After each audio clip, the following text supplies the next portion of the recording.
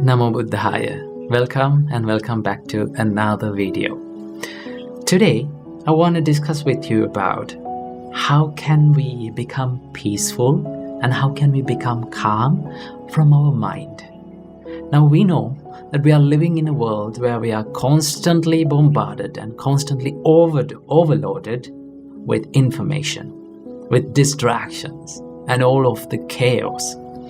So what happens when we live in such an environment is we become so reactive and we tend to lose our peacefulness, we tend to lose our calmness in our mind. And then what happens is our frustration, stress and depression builds in.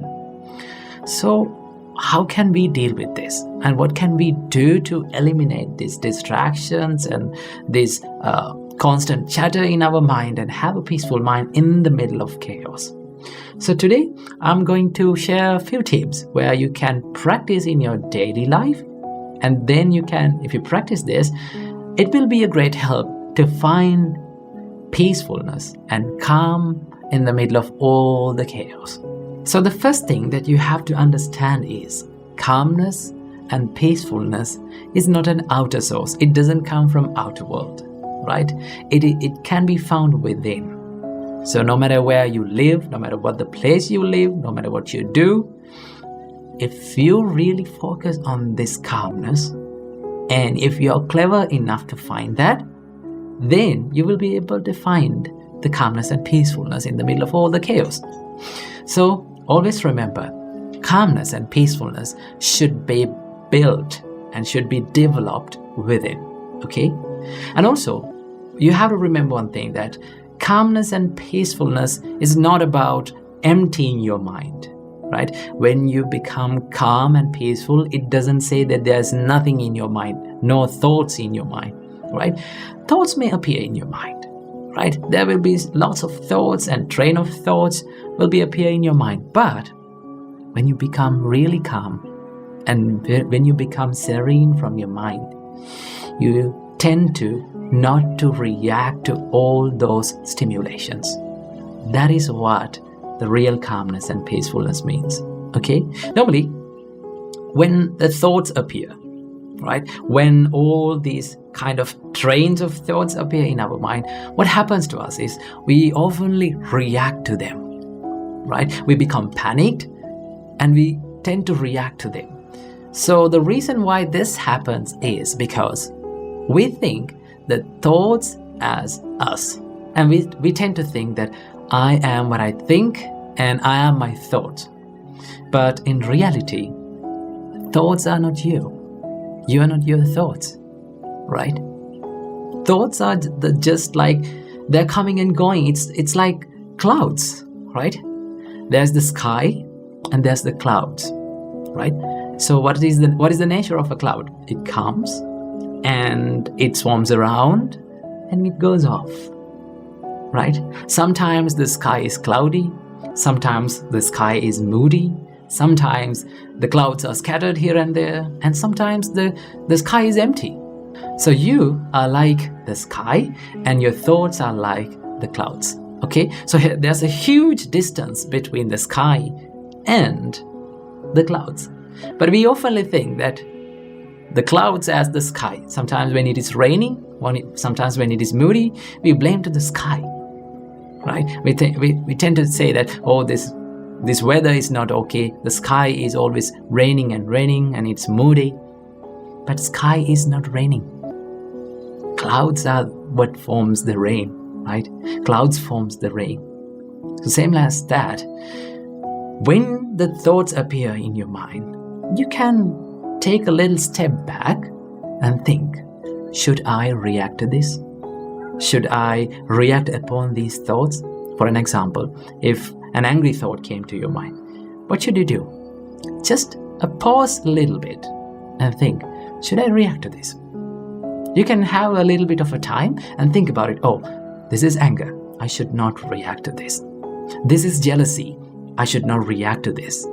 Okay? It's okay to have thoughts in your mind, but if you want to be peaceful, you should not, and you should choose to not to react to those thoughts.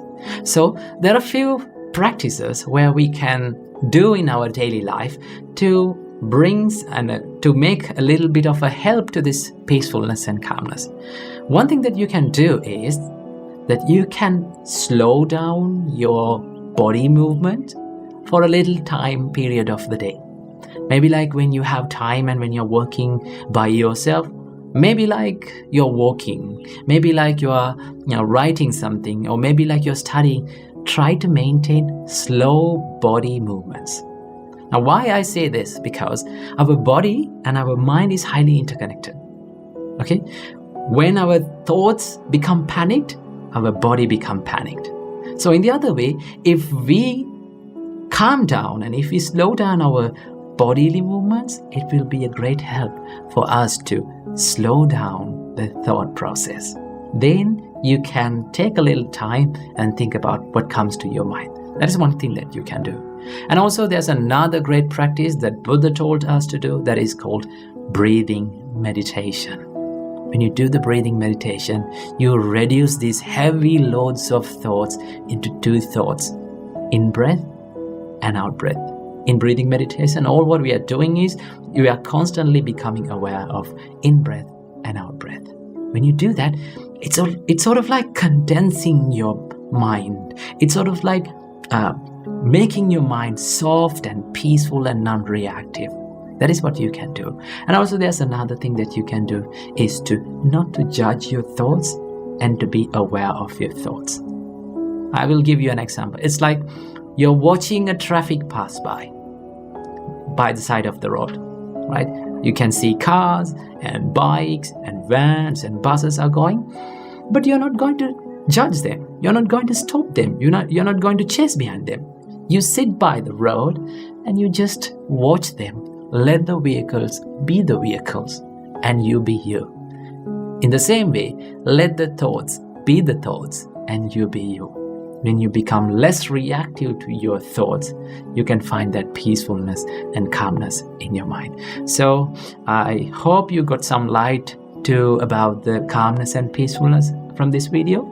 So I hope may all of you be well and happy, and may all of you be calm and peaceful forever. Namo Buddhaya. Namo Buddhaya. Welcome to another video. From today's video, we're going to be discussing about how can we use our speech, our words in a wiser way, right? Now, to do that, in Buddhism, we learn 5 things, 5 rules to follow, and ask from ourselves 5 questions before we speak, right? Now, this is taught in regarding to reproving to someone, like showing a mistake to someone. But these 5 rules can be added to our normal day-to-day speech as well. And it will make a greater change, and it will make a greater impact on ourselves as well as others. So that is why it is important to understand the words that we speak has got power. There's a beautiful saying that says, words can make people and words can break people. So that understand the words that we speak has got power and it matters. So how can we speak in a wiser way, right? How can we use our words in a wiser way? Now, in Buddhism, we learn 5 rules to follow this, right? 5 questions to ask from ourselves before we speak. Now, the first question that we need to ask from ourselves before we speak something is that, am I speaking in the proper time? Right? Sometimes, even though it is true, even though it is truthful what we speak, maybe not the proper time to speak.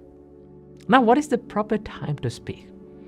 Now, the whole idea, the whole point of speaking is to get the message across to the other person in the correct way.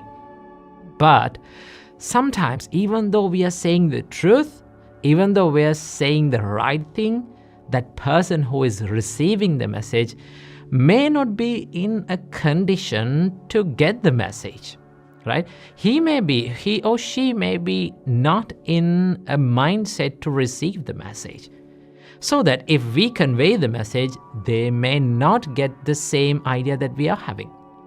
Now, the whole point of communication is to get the idea, to plant the same idea on the other person, right? But if we did not do in the proper time, it won't work. And that is why in Buddhism we learn, wait until the proper time. Ask from yourself, am I speaking in the proper time, right? Now, for an example, if you need to show a mistake in someone, if you need to correct a mistake in someone, now you need to communicate. That is where you need the communication in, like, it is very important at that time, right? The right communication. But if you say that mistake, if you show that mistake when that person is angry, right? When that person's mind is filled with anger, what happens? They may not get the idea, they may not see the mistake that we are showing. Okay, so what we do, we wait until the anger cools down and open his ears and mind. Now, when our mind is in anger, we are not ready to listen to anyone, right? We are not ready to think about what is wrong or what is right. That is why the Buddha says, "Khuddho attang na jananti." When your mind is in anger, you don't know what is good and bad. Right? So that we need to understand. If we need to get a message across to that person, we need to wait for the proper time. Until their mind is open, until their ears are open, until they are ready to listen and understand that message. So that waiting until the proper time is very important when we communicate. That is the first question that we need to ask from ourselves. Am I speaking in the right time? The second thing that we need to follow is, we need to ask from ourselves, am I speaking truthfully? Right? The Buddha says, you need to follow the truthful speech. You need to say the truth. But even though the truth, you need to put it in the right time, in the right place. Right? The Buddha says, even I, right? Even the Buddha, even though it is the truth, he waits until the right time to say it. Sometimes it is not the correct time to say the truth, so that we need to wait until that. Now, this doesn't say that we need to tell lies to cover up that, right? This says that you need to be patient and not panicked until you need to use the proper word. So the Buddha says that speaking truthfully is very important. Why? Because when you speak the truth, sometimes you may lose certain things, but when you speak the truth, you gain one very important thing, and that is the truth. That is the trust. Trust is very important in any kind of relationship. And that is why you need to be truthful, but also you need to wait until the proper time. Okay? So that is the second thing that you need to ask. Am I speaking truthfully? And also we learn in Buddhism that speak gently, not harshly. So that you need to ask from yourself, am I speaking harshly? Am I speaking gently? Sometimes what you say is true, right? When you say is the correct time, right? You say it in the correct time, what you say is the truth, but the tone matters, right? The words that we use to convey the message matters.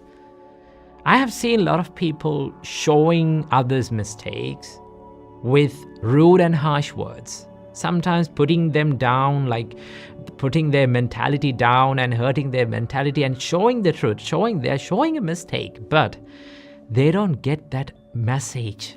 Why? Because they have hurt their mentality. Sometimes when you use such kind of words, their emotions get hurt, so that they're not ready to listen to it. Now, why we convey the message, why we communicate is we understand that this is the right thing, this is the correct thing, but I need to make him right. I need to make him correct. I don't need to see that mistake again in his life. I need the good of that person. Now, if you truly love that person, you have to use your words in a proper way so that he get the fullest message, he or she get the fullest message that you are conveying. And that is why we learn in Buddhism that gentle words can change people's mindsets. But Rude and harsh words make nothing but people more stubborn in their own ideas. So that understand, gentle words are the best way to change other people's mindsets. There are a lot of examples even in Buddhism that we learn that the Buddha, how Bodhisattva used the gentle words to change people, right? So that understand, speaking gently is very important. Now, what makes a gentle man and a gentle woman is not how you wear, right? It's the words that you speak. It's the way that you behave. It's how gentle you treat other people. That is what makes you a gentleman and a gentlewoman. So understand that speaking gently is really, really important. So ask from yourself, am I speaking gently? And also we learn in Buddhism that your speech must be beneficial for the other person, not harmful. Now to do that, you need to have an intention that you truly love that person, right? You truly love your idea to see that in that person's mind and making their life much better, right? See the good on them. Now to do that, you need to speak in a beneficial way so that that person corrects their mistakes, right?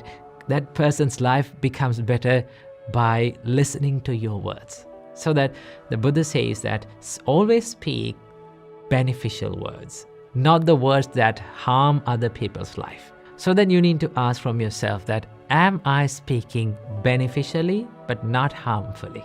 So that understand, you need to speak to the people to see the good on them. And the final question that we need to ask from ourselves is that, am I speaking lovingly, out of love and compassion, not with inner hate? Sometimes we use our words, even though the good words, good things, but we have the inner hate, right? When we have the inner hate, that is the intention behind our words. And that intention can create negative situations in our life and also the other people's lives. And that is why in Buddhist way of right speech, we refrain from all the negative speeches like rude words, harsh words, right? Or some mean words that has the negative intentions behind, right? So the intention behind your speech is really, really important. So that understand, ask from yourself that, am I speaking to this person out of love and compassion, not with inner hate, right? So the Buddha says that speak with love and compassion, okay? Sometimes some people complain, okay, if we speak with love and compassion, they are not ready to understand it. And we believe that speaking with like kind words and compassionate and gentle words will make other people not to understand what we say. Sometimes they say, okay, to make someone understand, we need to use rude and harsh words. But that is not always correct, right? The reason why we believe that using those rude and harsh words is the only way to get the message to that person is because when we were children, we were treated with rude and harsh words, right?